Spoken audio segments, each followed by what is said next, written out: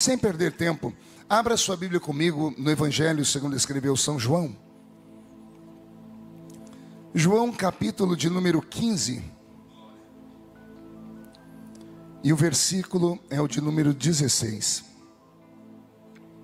João capítulo 15, verso 16. Não me escolhestes vós a mim, mas eu vos escolhi a vós, e vos nomeei, para que vades e deis fruto, e o vosso fruto permaneça, a fim de que tudo quanto em meu nome pedirdes ao Pai, Ele vô-lo conceda.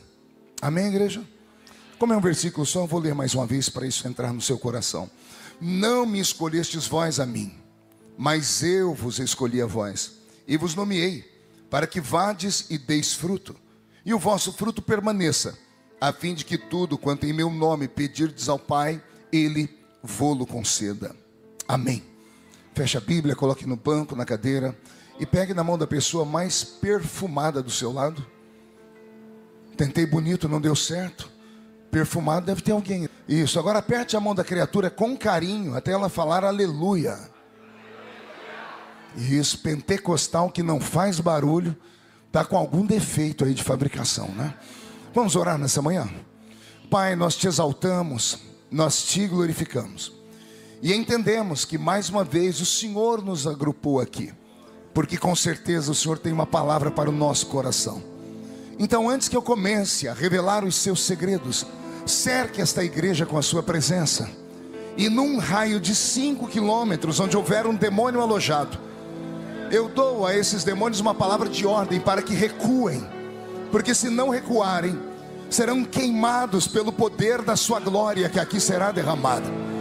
Rasgue os céus sobre nós esta manhã tão linda, e manda anjos de fogo descerem aqui. Que estes anjos desçam, trazendo brasas de fogo nas mãos. Comecem a esparramar estas brasas entre nós. E onde houver alguém cheio do Espírito Santo, pega ele nesta manhã, Senhor, e mostra quão grande é a sua misericórdia. E que nesta manhã o céu fique baixinho aqui, ó Pai. Fala conosco, fica conosco. É o que eu te peço agora e sempre. E toda a igreja diz. Os que podem, tomem seu assento, aplaudindo a Jesus, porque Ele é bom, porque Ele é maravilhoso. Amém, igreja? Olha para o seu irmão e diga: está preparado aí? Trouxe lenço? Porque nós vamos receber um batismo de quebrantamento aqui nessa manhã. O texto que eu li é um desses textos da Bíblia que às vezes a gente passa o olho, a gente apenas lê, mas quando a gente começa a meditar, ele traz uma alegria tão grande, porque de vez em quando, não sei se acontece com vocês, acontece comigo, e eu sou um pregador já, um decano pregando, né? Eu prego há 32 anos, comecei pregando com 13 anos de idade, eu era um garoto, hoje eu estou com 51, a carinha de 60, o corpinho é de 70, né? Mas ainda continuo aquele menino lá do meio da roça, e pregando desde sempre, eu comecei a entender que às vezes Deus nos surpreende com palavras como essa. O Senhor Jesus olhou para os discípulos dele e havia dentro deles uma dúvida, como às vezes acontece comigo, deve ter acontecido com você também.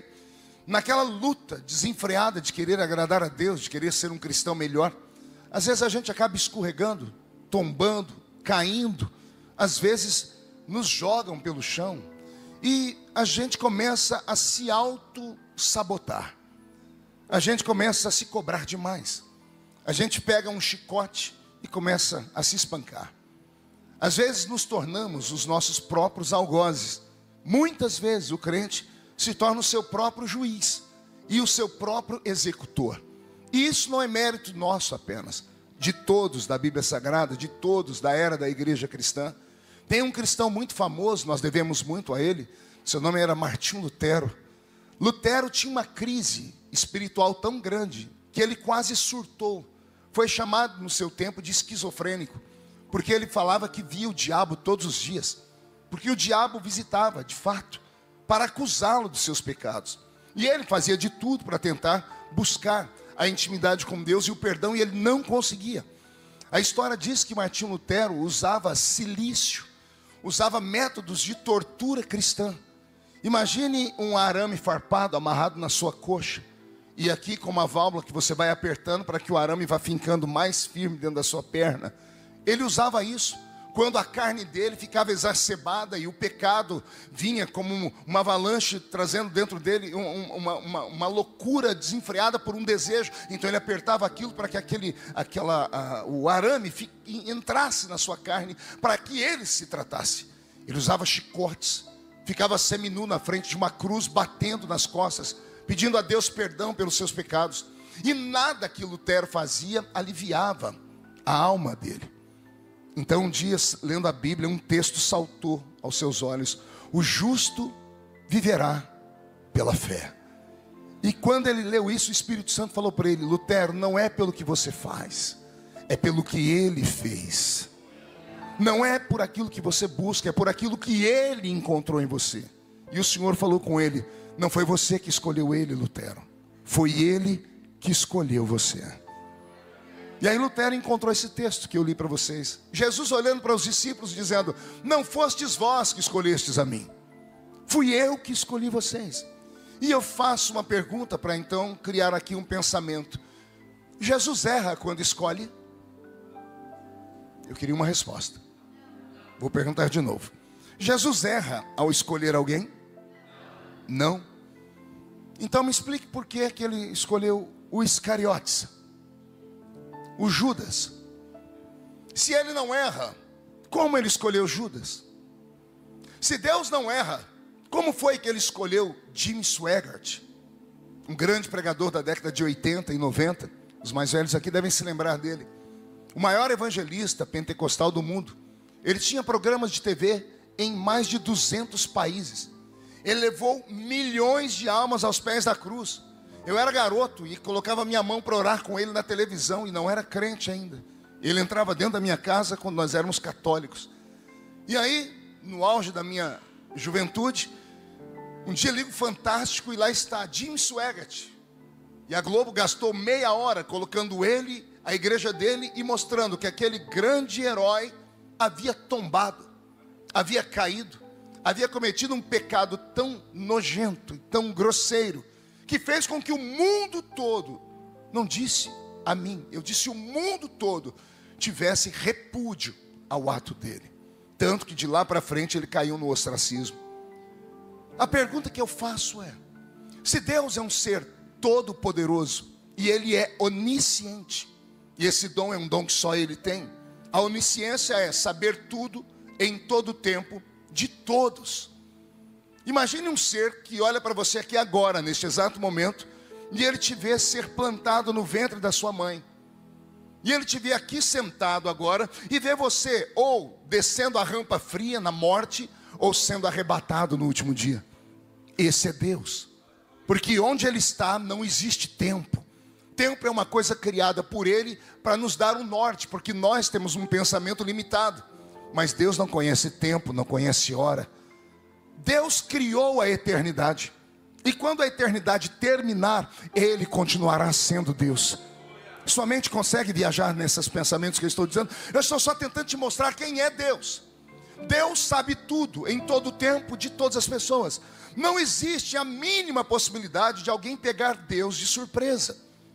Deus não é como nós, que um dia acordamos e tomamos um susto ao ligar a televisão, ao ver alguma coisa acontecer. Você consegue imaginar a cena, Deus abrindo a janela do céu agora, olhando para a sua vida, e ele quase tendo um infarto no miocárdio, e chamando um anjo, serafim, querubim, arcanjo, alguém, me traga um copo com açúcar. Por quê, Senhor? Porque aquele crente lá embaixo, olha o que ele fez, eu não esperava isso dele. Existe essa possibilidade, igreja? Pense aí comigo. Existe a possibilidade de alguém pegar Deus de surpresa? Não. Por quê? Porque ele sabe tudo. Se Deus sabe tudo, por que ele escolheu Jim Swaggart? Sabendo que ele traria um escândalo violento para a igreja, sabendo que milhares de almas se perderiam, porque as pessoas se espelhavam nele e não na cruz. Se Jesus sabia de tudo, sendo Deus, por que ele chamou Iscariotes? Vou um pouquinho mais longe, agora bem pessoal. Se ele sabia de tudo, por que ele escolheu você? São perguntas que nós temos que fazer de vez em quando. E essas perguntas me atormentaram também na minha adolescência, até no início da minha vida adulta. Eu nunca consegui compreender Deus, porque eu fui criado dentro de um sistema religioso onde só prestava aquilo que prestava. Eu sou assembleiano, e sou assembleiano lá das antigas. Na minha época de adolescente, nós tínhamos tantas leis, o legalismo era tão pesado para nós, que todos nós crentes do interior tínhamos uma cota de oxigênio para respirar por dia. Quem respirasse um pouquinho a mais era excluído da igreja. Entendedores entenderão o que eu estou falando aqui. Eu sou da época que lá na Assembleia de Deus as mulheres não podiam rapar a perna. Você acredita que existiu esse tempo? Você pode imaginar como eram as noites de núpcias? O maridão com aquela perna toda cabeluda, de noite, luz apagada, encostando na noiva dele, e ela tinha a perna mais cabeluda do que a dele. Pode imaginar o asco. E tudo com base na palavra. Ai meu Deus. A interpretação errada, porque os nossos pais eram ignorantes mesmo. Ignorantes não são burros, são pessoas que não têm conhecimento. Pegaram um versículo de Isaías: ai daquelas que descobrem as suas pernas ao atravessarem o rio. Olha só, entenderam que descobrir a perna era rapar a perna. Você consegue entender isso? Então, criado num ambiente onde o legalismo era pesado e a igreja esperava de mim o melhor, a gente sempre se sabotava. A gente não conseguia crescer, porque era uma luta incessante contra nós mesmos. E pior, a gente já lutava sabendo que ia perder. Sabe para mim qual era o culto mais pesado da igreja? Pergunte aí. Só falo se todo mundo perguntar. Era o culto de Santa Ceia. O que devia ser o culto da minha alegria, o que devia ser o culto da minha paz, era o culto do meu tormento. Porque eu ficava com medo de ir para o culto, porque lá no culto nós tínhamos a irmã Sebastiana, nós tínhamos a irmã Maria, nós tínhamos a irmã Dalva, as profetas da igreja. E quando aquelas mulheres levantavam no banco falando em línguas, onde já dava aquele desarranjo na gente, aquele frio na boca do estômago. E quando ela saía lá de trás, assim: você diz que me ama, mas você não me ama, você me engana, diz o Senhor. Elas já vinham andando pela igreja, já saiu um monte de gente correndo dos bancos para frente do altar. A gente não esperava ela chegar perto de nós, não. Medo dela vir e nos envergonhar diante da igreja, expor os nossos erros e os nossos pecados. Fui criado desse jeito. Então isso sabotou parte da minha geração, que acreditava que não podia ser ninguém na vida, porque a gente não era puro, nem santo, nem sacro, como a igreja escolhia. Quantos amigos meus estão no mundo hoje porque foram excluídos, porque colocaram o pé numa bola? Meninas que cortaram o cabelo, que colocaram uma roupa um pouquinho mais ou um pouquinho menos. Quantas pessoas se perderam porque a igreja exigia sempre o melhor. Ah, se eu tivesse o conhecimento que eu tenho hoje, eu enfrentaria aquele sistema e diria para os meus pastores: eu amo os senhores, eu respeito os senhores, mas os senhores não têm uma cicatriz na mão para julgar ninguém. Nenhum dos senhores morreu na cruz do Calvário para salvar a minha alma, porque para jogar uma alma lá fora é muito fácil. Basta você usar a sua língua e começar a falar da vida da pessoa que está à sua esquerda ou à sua direita, e começar a expor ela na internet, e você vai matar uma alma, vai tirar ela do caminho do Senhor. Agora, para ganhar uma alma, pense num sacrifício. Para ganhar uma alma, alguém teve que morrer na cruz do Calvário e derramar todo o seu sangue. Então era muito difícil para todos nós. Mas quando você vai amadurecendo em Cristo e você vai lendo, o dia que eu li esse versículo aqui, o Espírito Santo falou assim: Marco, não foi você que encontrou Jesus, foi Jesus que te encontrou. Não foi você que elegeu Ele Deus da sua vida, foi Ele com um único voto que elegeu você morador do céu. E aí Ele me fez ler a Bíblia, e lendo a Bíblia eu li um apóstolo dizendo: a salvação não é por obras, para que ninguém delas se glorie. Ou seja, não há nada que você possa fazer para ser salvo, a não ser acreditar que o sangue dele tem poder para perdoar os seus pecados. O meu corpo ficou arrepiado agora, então eu vou repetir esta palavra. Não há nada que você possa fazer para ser salvo, a não ser entrar aqui dentro e falar: é a sua misericórdia que me alcançou. Partindo deste princípio, eu estou aqui hoje com muita paz de espírito para dizer para você: Ele não errou quando te chamou. As pessoas podem achar que Ele errou. As pessoas que cercam você podem achar que Ele errou. As pessoas do seu círculo íntimo são capazes de dizer assim: não, esse aí prega, esse aí canta, mas eu conheço a vida dele ali, eu sei o que fazem ali. Eles acham que Jesus errou, mas o Senhor me mandou aqui como profeta para te dizer: eu não erro quando escolho.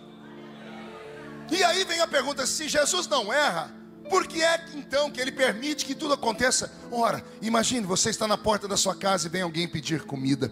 Seu coração de ser humano, a sua humanidade cresce, e você diz: entra aqui dentro da minha casa, eu vou te dar um prato de comida na mesa da minha casa. Mas aí você é um clarividente, e você olha para a pessoa e vê o futuro, e você vê aquela pessoa violentando sua filha, estuprando a sua mulher ou te matando dentro da sua casa.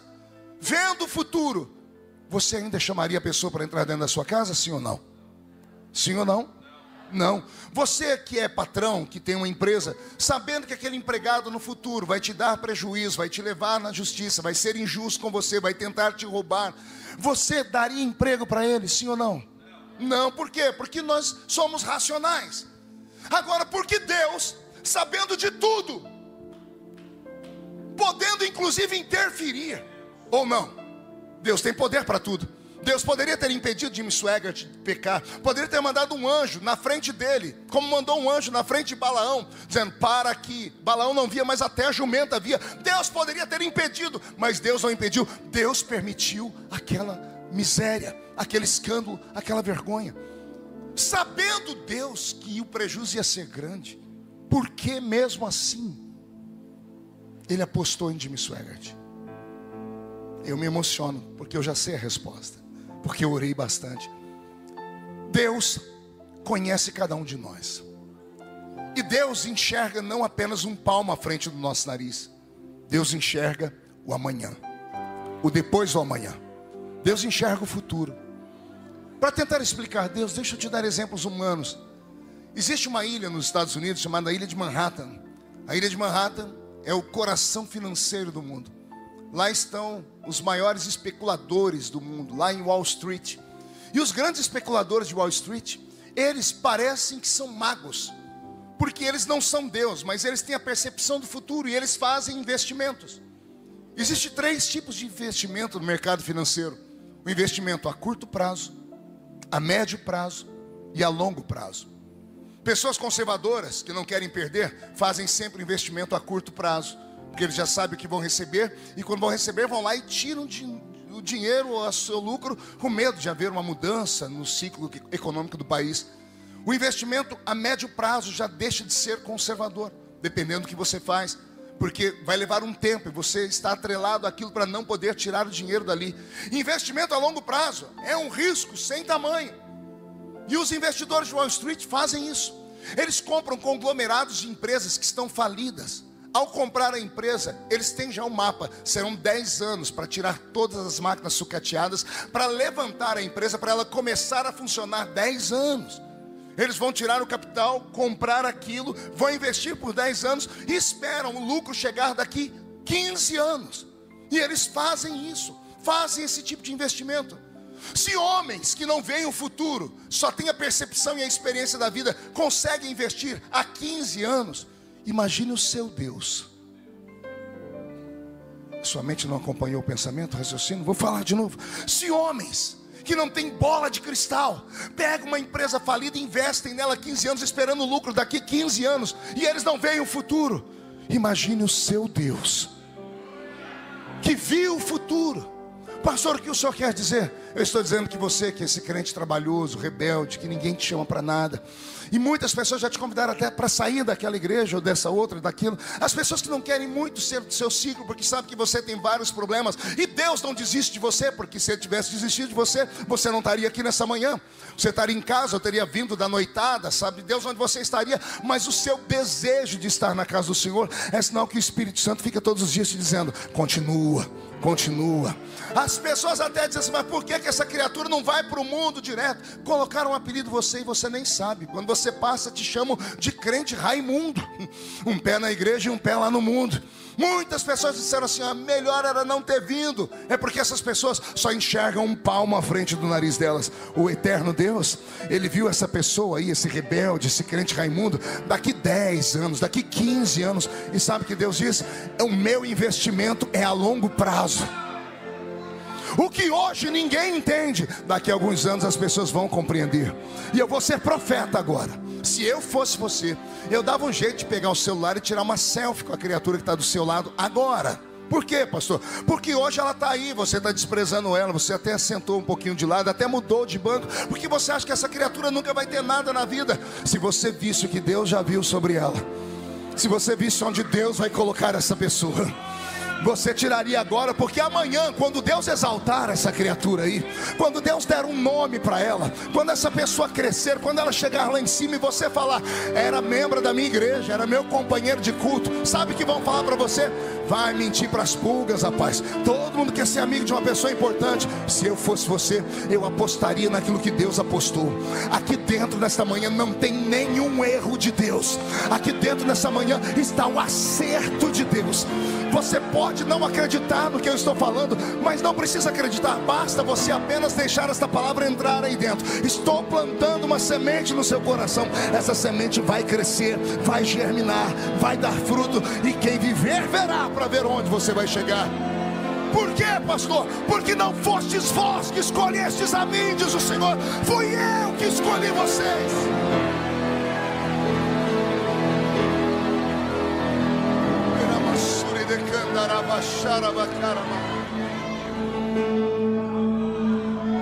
Aleluia.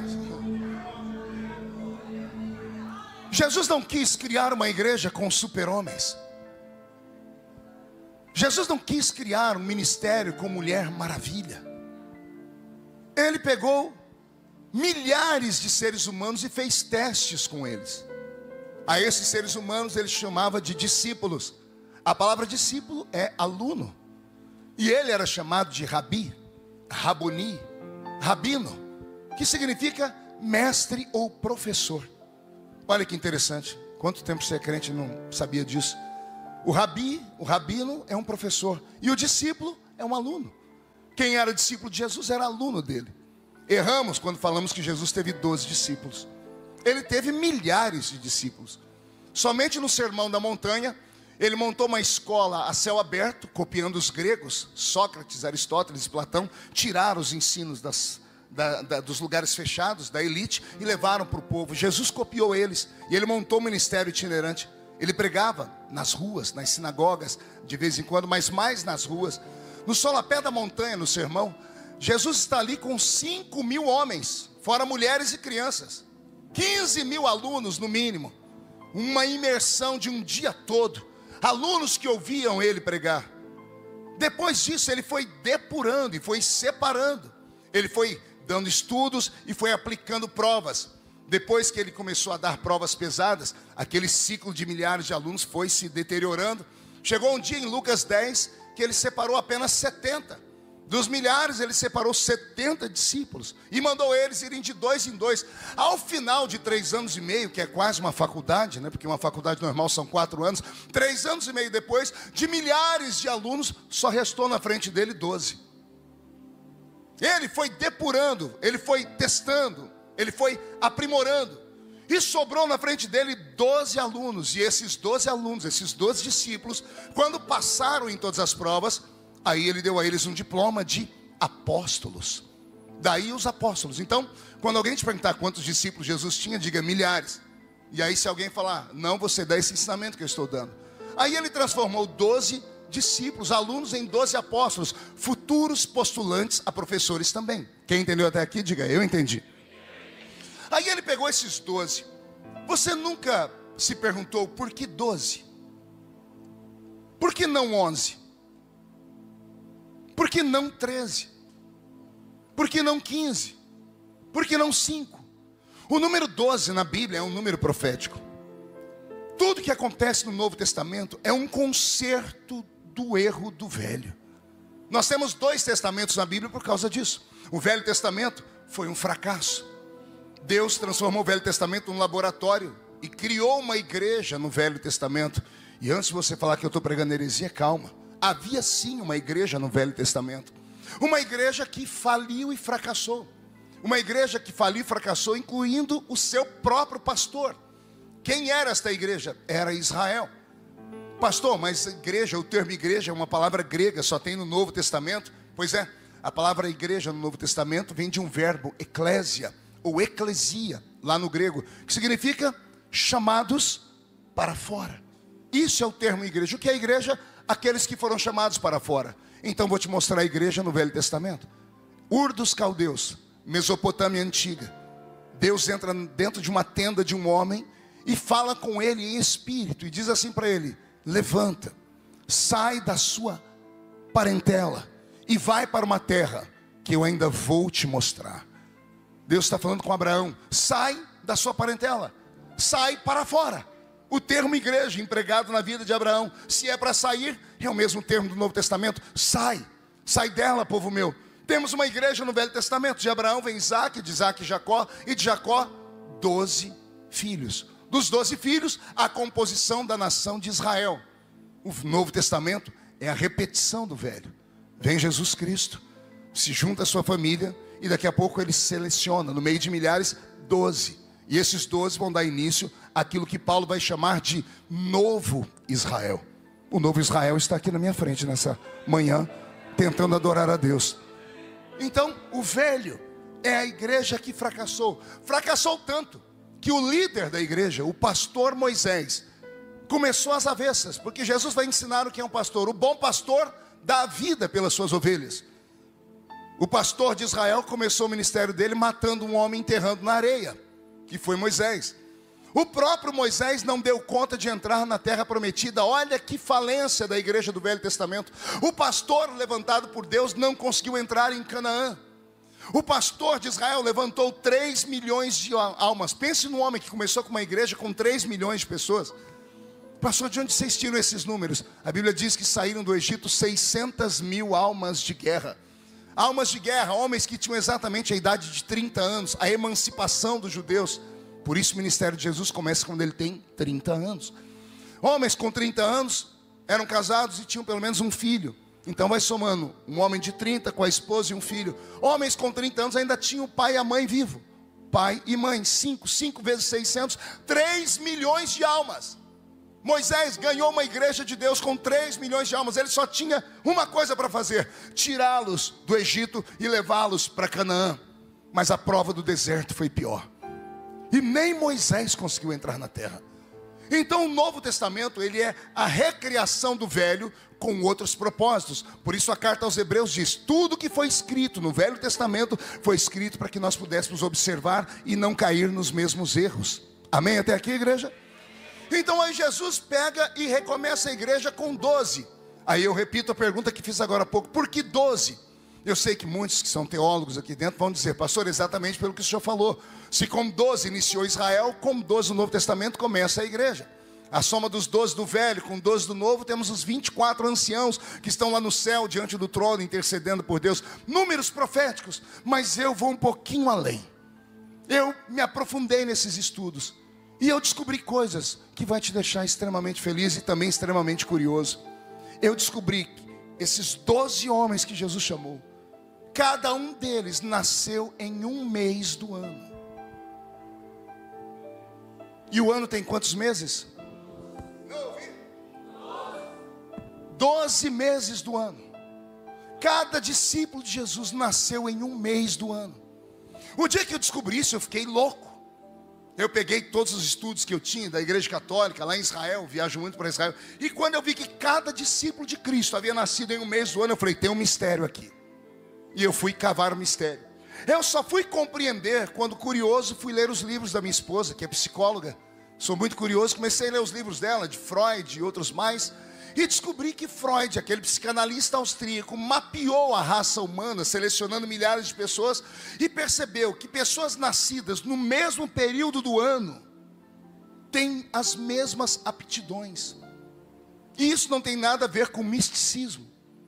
Freud descobriu que pessoas que nascem em certo período do ano, elas não são idênticas, porém são semelhantes.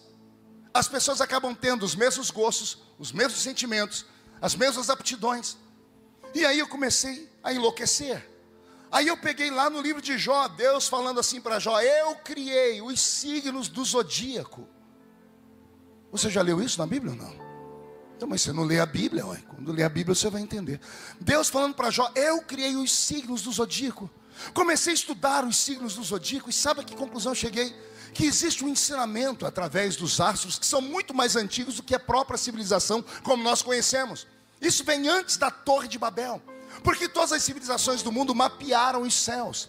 E ao mapearem os céus, criaram os sistemas. Está escrito na própria palavra, quem criou a ursa menor, o sete estrelo, nomes dados aos signos do zodíaco. A Bíblia Sagrada já citava eles. Calma, fique tranquilo, pastor, o senhor acredita em horóscopo? É claro que não, mas teve um tempo da minha vida que eu acreditei. E eu acho que eu não sou o único aqui dentro. Será que alguém tem coragem de dizer que seguia horóscopo? Quem aqui seguia horóscopo? Deixa eu ver. É só uns 4, o resto é tudo santo, nascido na igreja, com a auréola na cabeça, né? Foram batizados, inclusive, na água benta da igreja. Ah, quem aqui seguia horóscopo? Deixa eu ver. Quem aqui, ao seguir os horóscopos, memorizava tudo e no final do dia falava assim, não é que deu certo? Funcionou com alguém aqui já? Pastor, então quer dizer que funciona? É claro que não. É apenas, como eu posso dizer, são números, são probabilidades. Por quê? O horóscopo fala de pessoas que nasceram num certo período do tempo. E pessoas que nasceram num certo período do tempo têm as mesmas aptidões. Eu nasci no dia 12 de outubro. Eu viajei o mundo todo, são quase 100 países onde eu já preguei. E só no Brasil mais de 4.000 municípios.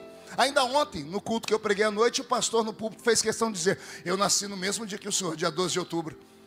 E pessoas que nasceram no mesmo período que eu, geralmente têm as mesmas aptidões. Não são todos, mas a maioria gostam de ler livros como eu gosto, têm fascinação por arte, são extremamente coléricos, aliás, vão de 8 a 80, são coléricos depressivos. Tem hora que explode e tem hora que cai. São pessoas que têm os mesmos temperamentos. Por quê, pastor? Parece que Deus criou um sistema de pessoas que nascem nesse período do tempo, vão ter esse tipo aqui de personalidade, esse tipo aqui de caráter. Freud, mapeando a raça humana, ele descobriu pelo menos 12 temperamentos.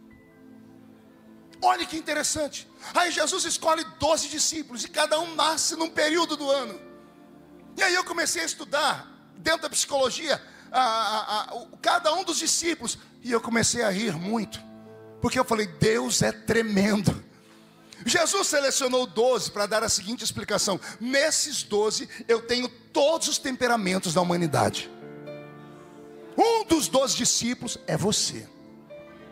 Vou falar de novo, um deles é você. E eu sei que tem gente que já fazendo o sinal da cruz, dizendo, eu não sou Judas, eu não sou Judas, eu não sou... Mas lembra que você respondeu no início, ele não erra quando chama. Ele não errou quando chamou Judas. Judas apenas falhou. Falhou porque tinha uma mente muito organizada. Judas era alguém pragmático, era muito prático. Judas vinha de uma terra chamada Caríates. Se você estudar a nação de Israel, você vai ver que a terra de Caríates ficavam os judeus que eram patriotas. Eram judeus que tinham sangue nos olhos e nunca aceitaram que os outros impérios o dominassem. A terra de Caríates eram os judeus que ninguém conseguia segurar eles. Eram homens que ensinavam os seus filhos e os filhos aos seus filhos a nunca aceitarem o peso de nenhum tipo de império que viesse transformá-los em escravos. O sonho deles era libertar Israel. Judas era dessa terra. Jesus não errou quando chamou ele. Pastor, por que foi que Judas se perdeu? Porque no meio do caminho ele se decepcionou com Jesus. Ah, Jesus. Pastor, como é que alguém se decepciona com Jesus? Esse é o grito do crente perfeito. Agora o crente normal vai dizer, eu já me decepcionei com ele. Ou será que aqui todo mundo sempre falou, ele fez tudo na minha vida perfeitinho. Eu enterrei um filho. E no dia que eu enterrei o meu filho, eu falei para Deus, o Senhor errou. Eu briguei com Deus. Eu briguei com o meu conhecimento, eu briguei com os meus livros de teologia. Eu briguei com os meus diplomas. Se eu fosse um crente de uma igreja reformada, eu entenderia, mas eu sou um pentecostal que acredita em milagres. Eu orei por filho de todas as pessoas desse mundo e Jesus curou. Jesus fez estéril ser mãe de filho. Jesus trouxe gente que estava à beira da morte, em coma há anos, depois de uma oração. Aí eu pego toda a minha força espiritual, toda a minha crença mística e oro pelo meu filho. E ele não volta. Eu me decepcionei com Jesus. E acredito que muitos aqui dentro já se decepcionaram em algum momento da vida. Judas teve um momento. O problema é que ele não conseguiu voltar. O problema é que ele teve um remorso tão grande. Ele tinha lembrança do nome dele, da família dele.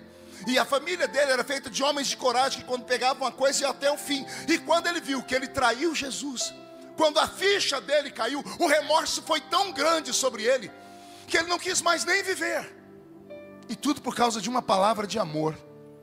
Porque quando ele beijou Jesus, se Jesus tivesse gritado, xingado ele, talvez Judas não teria feito o que fez. Mas Jesus abraçou ele. E foi no ouvido dele e disse: amigo, o que você tem que fazer, faz rápido. Jesus estava dando a letra para ele: tem que acontecer, e alguém tem que me trair, está escrito. Mas isso não significa que é o fim para você. Jesus está dizendo para ele: eu te entendo. Os outros não vão te entender, vão malhar o Judas, mas eu te entendo. Se você abraçar o que eu estou te falando, Judas, você vai vencer. Mas Judas não deu conta. Ele não suportou a carga emocional daquela noite. Será que é só Judas que já perdeu noites de sono aqui dentro? Vai me dizer que você nunca pegou um prato e jogou no chão? Vai me dizer que você nunca jogou um copo na parede? Vai me dizer que você nunca soltou um palavrão, por mais puritano que você seja? Vai me dizer que teve dias que você quis chutar o pau da barraca e sair sem rumo na vida? Pegar um saco, colocar nas costas e se perder, mesmo sendo crente? Vamos ser sinceros. Vamos parar de romantizar a fé, achando que tudo na nossa vida dá certo, que Deus vai realizar tudo que queremos, e que todo culto vai ser uma bênção, e que tudo que pedimos vamos receber. Isso é uma mentira. Servir a Deus não é fácil. Se fosse fácil, não tinha lugar para sentar aqui dentro, tinha gente em pé pelo corredor. Servir a Deus é uma luta diária, é uma renúncia constante. E Ele não chama perfeitos. Ele não erra quando chama. Então Ele te trouxe nessa manhã porque dentro de você tem um João, um Pedro, um Judas, um André, um Felipe, um Tomé. Todos nós estamos daqueles discípulos. Ao chamar os 12, Jesus estava mandando um recado para nós. Pergunte qual. Não importa o que falem de você, não importa como as pessoas te observem. Se cruzar o meu caminho e me der uma chance, eu te uso com seus defeitos, eu te levanto com suas qualidades, eu te ajudo. Não, você não entendeu ainda, eu vou repetir de novo. Jesus estava dizendo, quando eu chamei aqueles 12, eu chamei a humanidade inteira para perto e disse: se cruzar o meu caminho e me der uma chance, eu posso te transformar num homem, numa mulher que vão virar o mundo de cabeça para baixo, independente da sua personalidade. Aleluia. O mundo não entende isso. Alguém aqui já foi pedir emprego em uma empresa e aí marcaram com você uma... Como é que chama? Uma entrevista? Alguém já foi? Alguém viu que quando você foi entrevistado em empresas grandes tem psicólogos que entrevistam? Alguém lembra disso? Você lembra das perguntas que o psicólogo te fez? Algumas você nem respondeu, você só riu. Não fazia sentido nenhum a pergunta. Para você, para o psicólogo, que é um analista de mentes, que é um analista de movimentos, ele sabia exatamente o que ele queria. Você nunca percebeu que tinha uma outra pessoa lá que foi entrevistada também? Ela não tem a metade da sua capacidade, e ela foi contratada e você não? Você sabe por quê ou não? Simples. O psicólogo leu você e leu o outro e disse: o outro não tem capacidade, mas tem vontade de aprender, e ele não vai dar trabalho. Essa pessoa, pela pergunta que eu fiz, ela disse ao patrão, o jeito dela, a reação dela, o olhar dela, a maneira como levantou o braço, a maneira como ela se portou, que ela apertou alguma coisa, essa pessoa vai te dar trabalho, vai te trair. É um maníaco, é um sociopata, é um psicopata. Empresas não querem funcionários problemáticos. Por isso que você, tendo 1 milhão de vezes mais capacidade, não foi chamado, porque leram você. O corpo fala. Eu li um dia desses um método de pesquisa do FBI, quando eles vão fazer entrevista. É muito interessante. Se você perguntar uma coisa para uma pessoa e ela olhar para a direita, para cima, ela vai mentir para você. Porque o lado direito do cérebro é o lado da criação. Artistas usam o lado criativo do cérebro. A pessoa vai criar, ela vai inventar alguma coisa. Se você perguntar alguma coisa e a pessoa olhar para baixo, para a esquerda, ela vai ser sincera. O lado esquerdo é o lado da memória. Ela está buscando na memória dela algo para te contar. E você nunca sabia disso porque você não estuda sobre isso. As empresas estudam. O que eu quero dizer? Eu quero dizer que olha só que bênção. Os homens não te aceitam como você é, mas Jesus. Não, vou falar de novo. Mas Jesus, ele disse assim, ó, para mim quanto pior melhor. Para mim quanto pior melhor. Entrou aqui dentro, pode ter entrado como um lixo. Se ouvir esta palavra cair no seu coração e ela te limpar, ao fim do culto o lixo sairá por aquela porta como luxo. Ele pega aquele que não é nada e levanta. Ele pega o homem do monturo e coloca ele entre os príncipes da terra. Ele pega aquilo que a sociedade rejeita, transforma e devolve para a sociedade um homem, uma mulher de fato, de família e curado. Esse é o poder do Evangelho. Jesus te trouxe aqui nesta manhã para te dar umas palavras. Para de ficar ouvindo tudo que as pessoas falam de você. Enquanto você viver pela cabeça dos outros, você nunca será nada nem ninguém. Essa luta agressiva sua, nessa busca de perfeição. Como assim, pastor? Eu não sou assim. Você sabe que vai postar uma foto no seu Instagram, você tira 63 mil fotos. Para selecionar uma e ainda bota 53 mil filtros. E ainda faz biquinho. Por quê? Você quer a aceitação das pessoas. Quer que as pessoas conheçam aquela criatura naquela foto. Mas aquela criatura não existe. E por você não conseguir ser aquilo que a sociedade quer que você seja, você fica aí num culto como esse, olhando o pregador com essa cara feia, parecendo que foi batizado num pote de vinagre.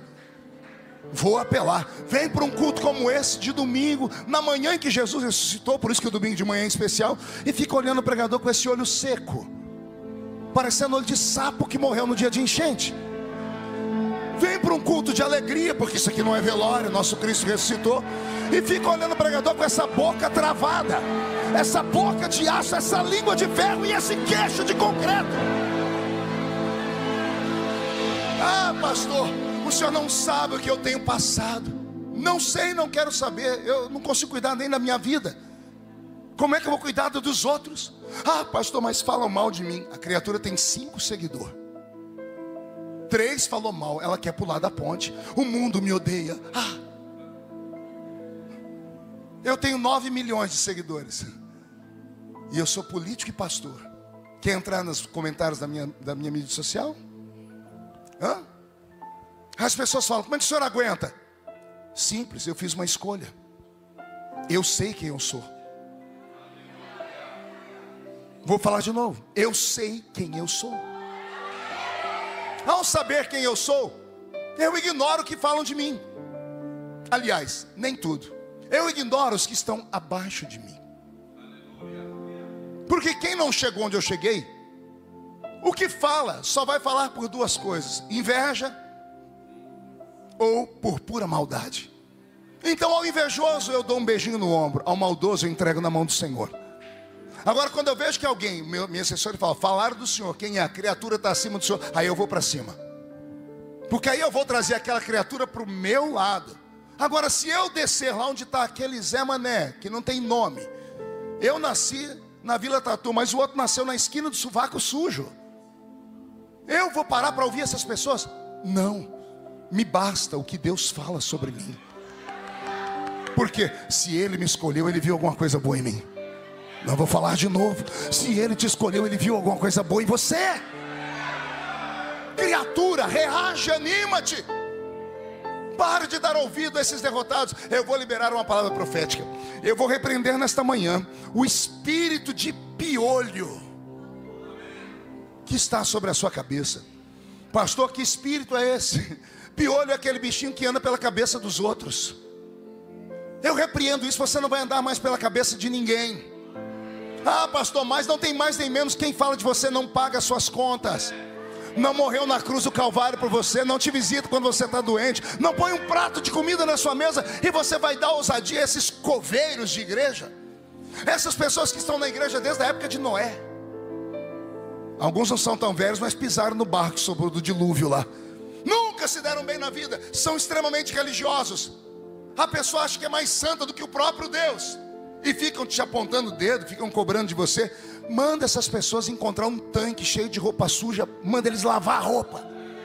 Se alguém vier falar de você, diga para a criatura assim: o meu nome não é osso para ficar na boca de cachorro. Aí você encerra o assunto. E você que vive para falar da vida dos outros, por favor, tome vergonha na cara, cuide da sua. Aqui dentro não é um tribunal de julgamento. Igreja não é como o Lions Club, o Rotary Club ou a maçonaria. Esses 3 clubes da sociedade buscam os perfeitos, os ricos, os importantes. Tanto que você nunca foi lá porque não foi convidado, porque para eles você nem existe. Igreja é o contrário. Igreja é um grande hospital. Foi Jesus que disse: quem precisa de médico é quem está doente. E deixa eu te contar uma coisa. Você que tem muito nojinho, cuidado, você está no hospital. Às vezes você entra aqui com uma doença e você sai daqui com 10. É perigoso aqui dentro você pegar uma infecção generalizada. Por quê? Porque você fica tocando na vida dos outros. Não toque na vida de ninguém, cuide da sua. Receba esta palavra. Quando sair por aquela porta, não sai mais de ombro caído, parecendo uma pombinha que tomou uma pedrada do menino levado. Não saia com essa semblante descaída. A senhora tem 30 anos, está com cara de 60. Ah, pastor, mas para demais. Para de... Ah, pastor, o senhor não sabe de onde eu vim. Eu não sei de onde você veio, mas eu sei de onde eu vim. Eu fui cortador de cana de açúcar. Tá bom para você isso ou não?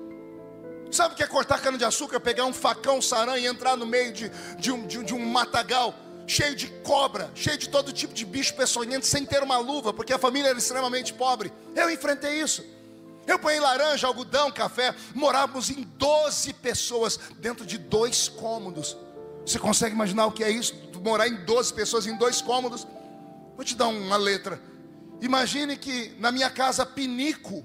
Alguém sabe o que é pinico? Pinico e panela era uma confusão. Entendeu aí ou não? Às vezes a panela estava debaixo da cama, o pinico estava em cima do fogão. A pobreza era tão grande que um dia eu acordei de noite gritando: mãe, mãe, mãe, a minha perna sumiu.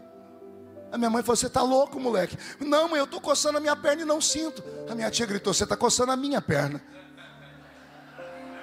Era muita perna em cima daquele colchão jogado no chão. Eu não tenho nome de pai no meu documento de nascimento. O nome do meu pai é um risquinho. Um dia eu cheguei para abrir uma conta no banco, um infeliz era amigo meu, falei: qual é o nome do seu pai? Eu disse: aqui é um risquinho. Ele falou assim: risquinho do quê? Infeliz.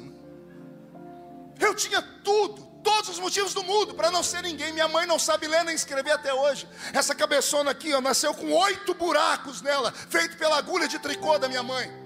Minha mãe tinha uma clínica de aborto. Ela matou mais de 150 bebês. Ela tentou tirar a minha vida e não deu conta. Eu teria todos os motivos do mundo para ser um revoltado. E até os 13 eu era revoltado, olha. Porque a miséria atrai miséria. Até os 13 eu tinha uma revolta com a vida. Até que um dia eu entrei numa igreja. Não era bonita igual essa. Não tinha um som perfeito e nem músicos assim. Tinha um pandeiro e uma sanfona. Eram os banquinhos de madeira, mas pense num povo que gritava. Povo que pulava. A maioria dos crentes só tinha 2 dentes na boca: o zagueiro e o atacante. Os pregadores eram analfa de pai e beta de mãe. Eu lembro o pregador lendo a Bíblia: vamos ler aqui no livro de Êxodo. Êxodo. Aí eu amei esse pregador, porque eu ia lá só para rir dele. Um dia ele falou: vamos ler aqui no livro de Genésio. Não tem Genésio na Bíblia. Um dia ele se empolgou: vamos ler aqui no livro da profeta Joana. Aí a irmãzinha levantou: ô presbítero Ovídio, não tem Joana, não tem livro da profeta Joana. Não, ele disse: vai ler a Bíblia, mulher. Joana é aquela que o peixe engoliu. É Jonas. Mas ele lia Joana. Foi no meio desse povo que eu me converti, porque aqueles homens iletrados, ignorantes, não falavam nada com nada. Mas quando o culto estava terminando, eu lembro desse velho levantar aquela mão gigante para o céu, o olho dele lacrimejando, a mão dele cheia de calos, ele dizendo: eu não sei falar bonito, gente, mas eu sei falar 3 coisas que ninguém nunca vai arrancar de mim. Primeiro, que meu Jesus salva. Segundo, que ele cura. Terceiro, que ele batiza com o Espírito Santo. Aleluia!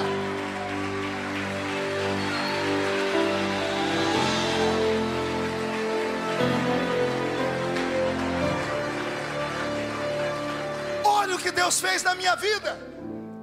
E fez na minha vida porque eu nasci com uma estrela, nasci virado para a lua? Não. Eu entrei numa igreja e alguém me disse: você não é o que as pessoas dizem que você é. Você determina o seu futuro se você acreditar em Deus. E eu comecei a ler esse livro, comi esse livro. Eu li esse livro mais de 30 vezes de capa a capa. Eu escrevi mais de 20 livros sobre esse livro. E as pessoas me perguntam: como é que o senhor está firme até hoje? Está aqui, 20 anos atrás, a gente, olha eu pregando ainda. Nunca parei de pregar. 4º mandato como deputado federal, nunca parei de pregar. 26 anos pregando na mesma festa pentecostal maior do mundo, em Camboriú, Santa Catarina. E alguém fala: não, você é diferente. Eu falei: não, não sou.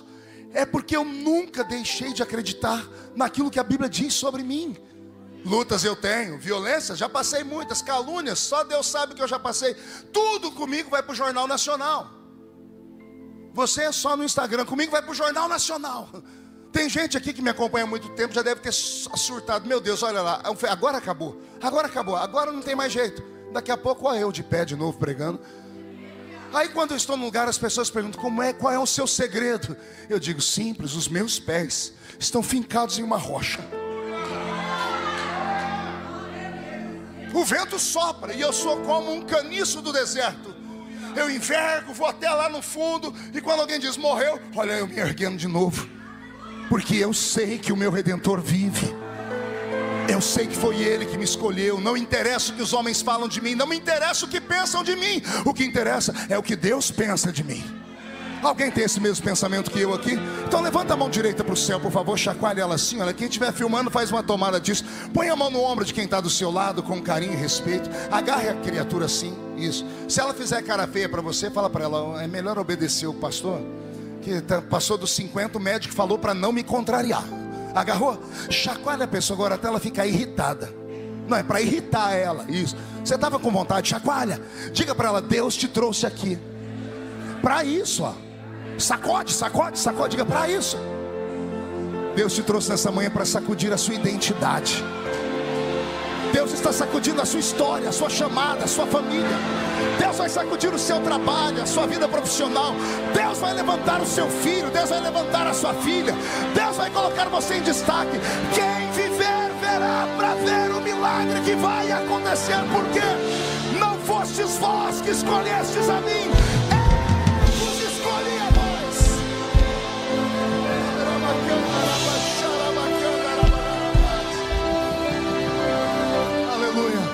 Sente mais 2 minutos, eu já estou terminando. Aleluia.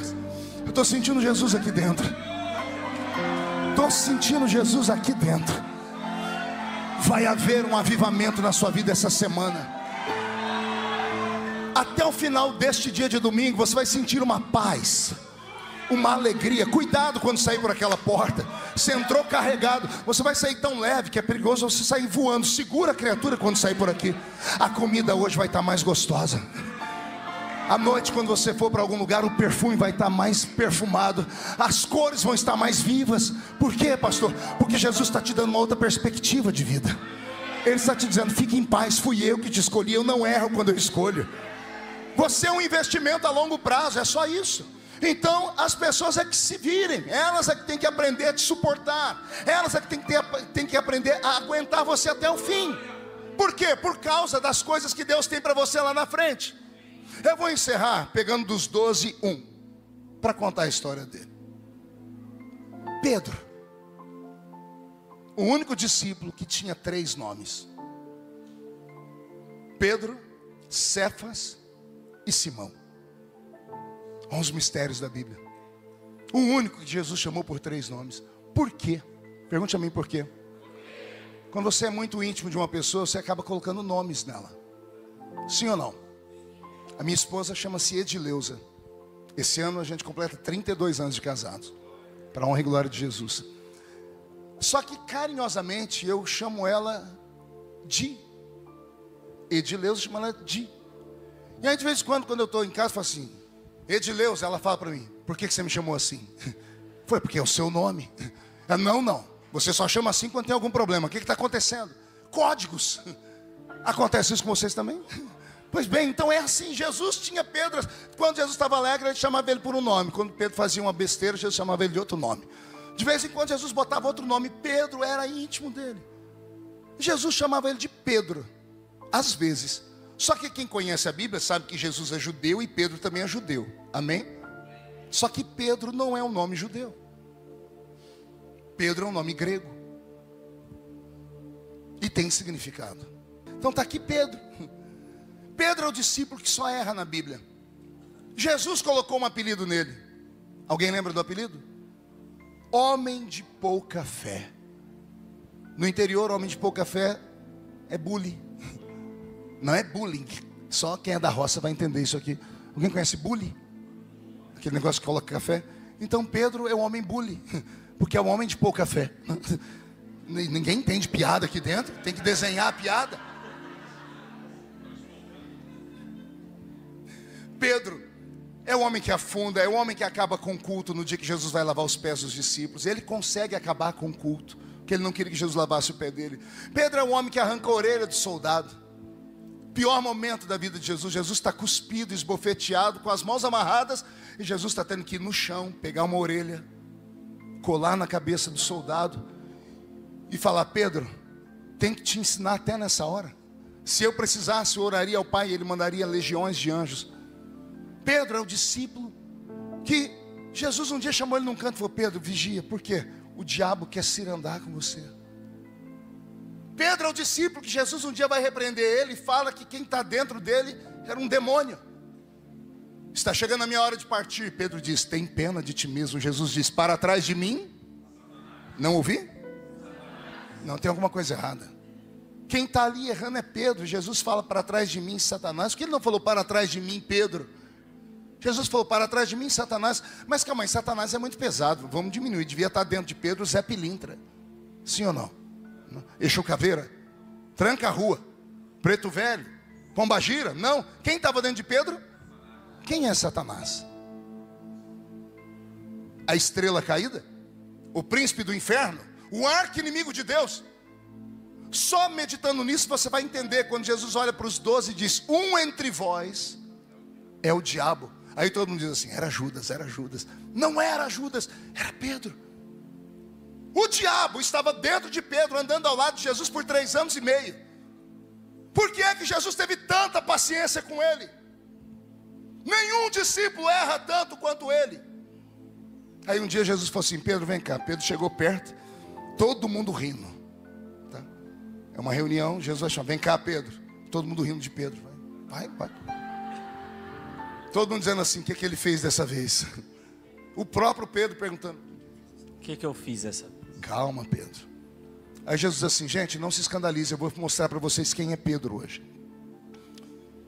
Tu és Pedro, e sobre esta pedra edificarei a minha igreja, e as portas do inferno não prevalecerão contra ela. O texto é lindo, não é? É lindo porque saiu da boca de Jesus, então o texto é vivo. Mas a interpretação dele não é tão interessante. Os irmãos católicos, por não entenderem a interpretação, falaram que Pedro foi o primeiro papa. Impossível. Primeiro porque ele era casado. Segundo porque Pedro era um fracassado. Olha o que Jesus está dizendo: tu és Cefas, sim ou não? Tu és Simão, sim ou não? Tu és Pedro. Mateus 16, versículo 18. Tu és Pedro. A palavra Pedro no grego é pedra pequena, pedra esmiuçada. Pedra esmiuçada não vira terra, vira areia, porque é uma pedra esmiuçada. E a Bíblia diz que o homem que edificou a sua casa sobre a areia, veio um vento e fez o quê? Derrubou a casa. O texto está falando sobre edificação. Preste atenção, aprenda aqui Bíblia. Como o texto fala de edificação, Jesus está chamando Pedro de areia. Tu és Pedro, uma pedra pequena que não presta para nada. Tu és areia, e não dá para edificar nada em cima de você. Aí os discípulos estão concordando. É verdade, Pedro só erra, não dá para fazer. Ele não presta nem para estar aqui. Aí Jesus para de falar com Pedro: preste atenção na minha mão e na minha voz. Tu és uma pedra pequena que não presta para nada. Tu és areia, não dá para edificar nada em cima de você. Mas sobre esta pedra.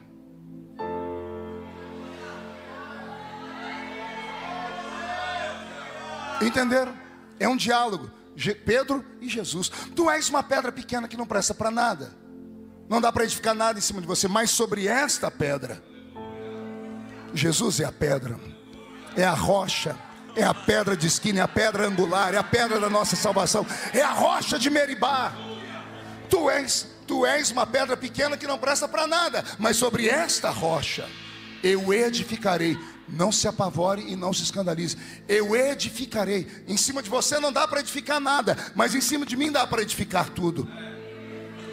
Tu és uma pedra pequena que não presta para nada, areia, mas sobre esta rocha eu edificarei a minha igreja. Pedro não é o alicerce da igreja. Se fosse, a igreja já tinha caído há muitos anos. Pedro é a própria igreja.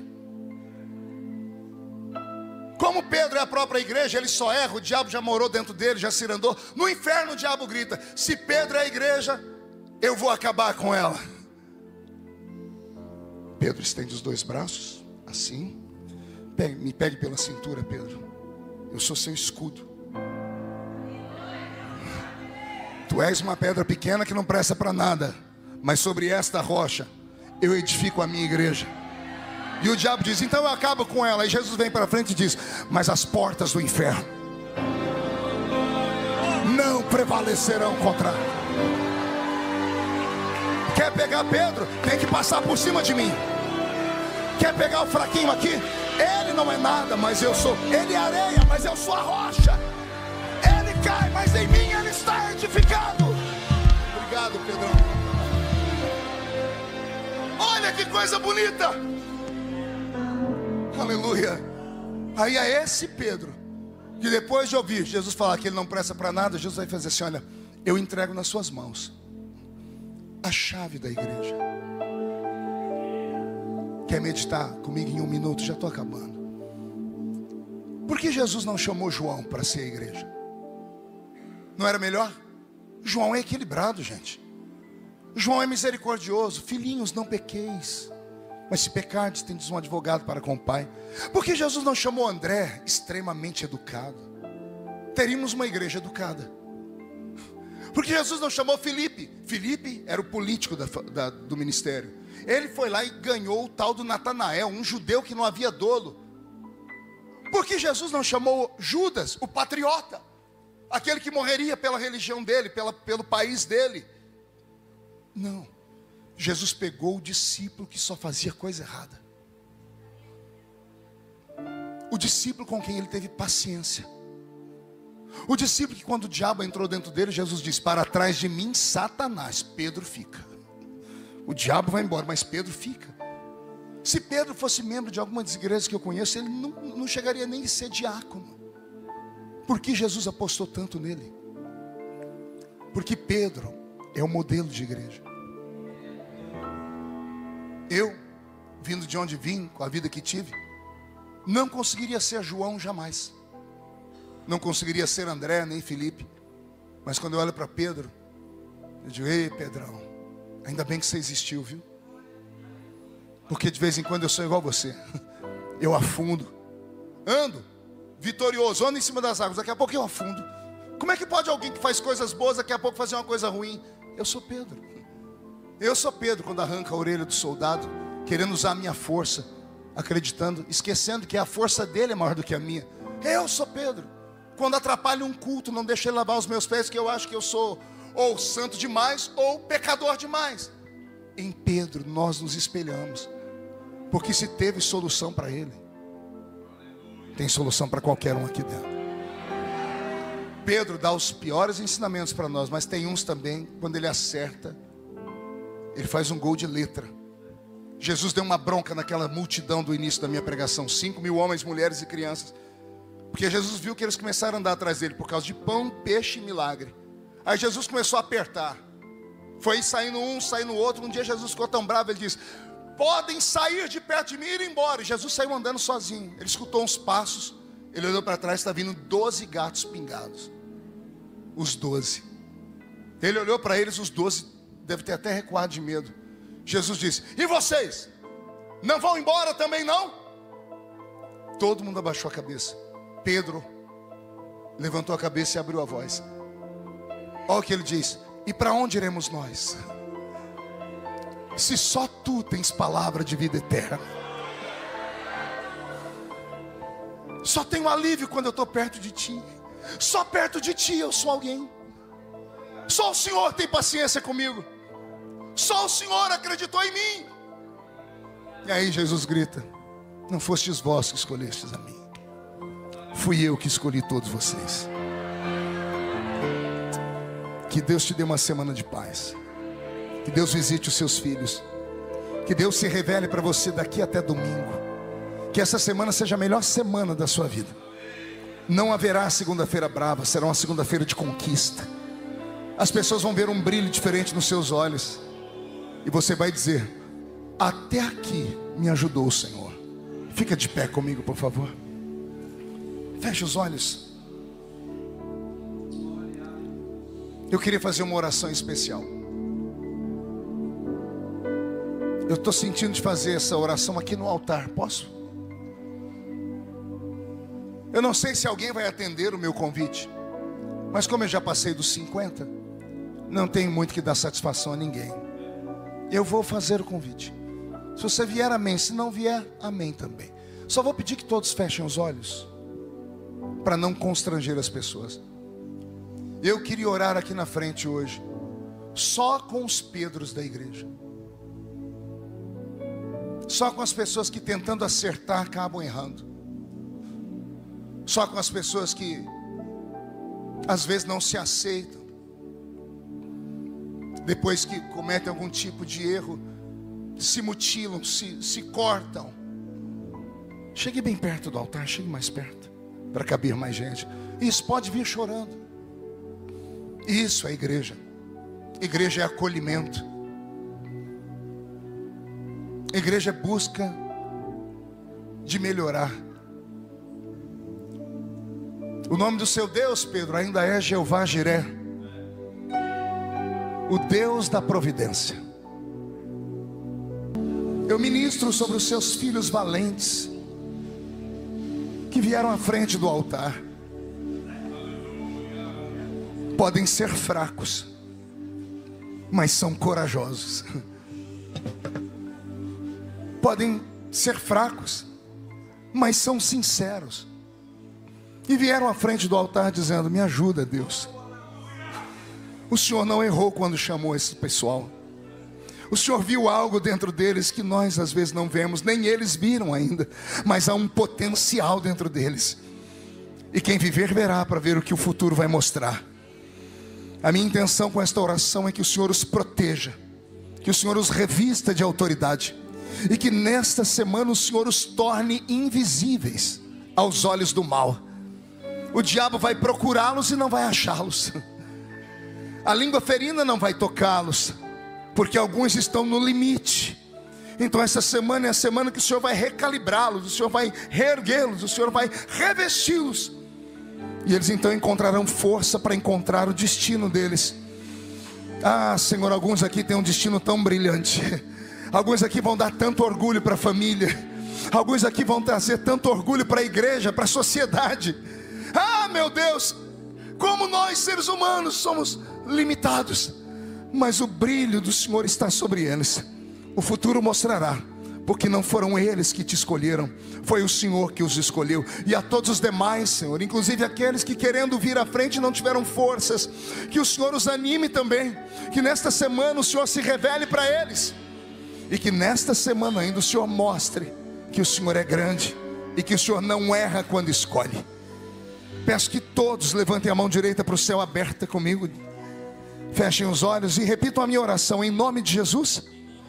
Todos os demônios que lutaram contra a minha vida, contra a minha história, contra o meu destino, contra a minha chamada, eu ordeno, não estou pedindo, eu estou ordenando. Venham para a palma da minha mão agora. Agarre esses demônios com a sua mão direita, segure eles na palma da sua mão, feche a sua mão. Eu vou contar até 3, nós vamos jogar no chão e vamos pisar em cima deles. É um ato profético. Vai se cumprir Lucas 10:19. Eu vos dei poder para pisar sobre serpentes, escorpiões, sobre toda a obra do diabo, e nada fará mal a vocês. Depois que você pisar em cima deles, você vai encontrar 2 pessoas. para se cumprir o que Jesus disse a Pedro: quando 2 entre vós ligar alguma coisa na terra, será ligado no céu. Então você vai abraçar alguém, depois vai dizer para o seu irmão: ele não errou quando te escolheu. Tem coisa grande vindo pela frente. Jesus vai buscar a igreja, uma igreja viva, escolhida e fortalecida. Você nunca mais será o mesmo. 1,5, sua família sentirá orgulho de você de novo. 2, quem viver verá, para ver o que Deus fará na sua vida depois desse culto. 2,5, essa igreja vai crescer a 100 por 1. 3, jogue no chão, pisa em cima.